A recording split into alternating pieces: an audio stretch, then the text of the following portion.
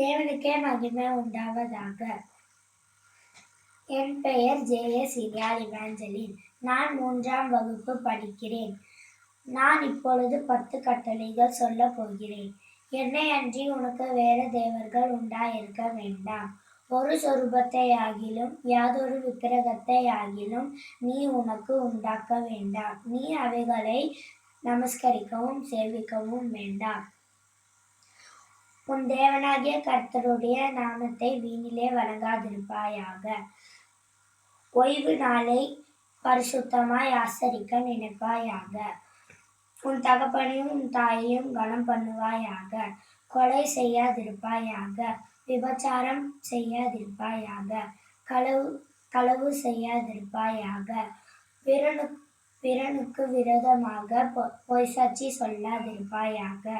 பிறனுக்குள்ள யாதொன்றையும் இச்சியாதிருப்பாயாக. நன்றி.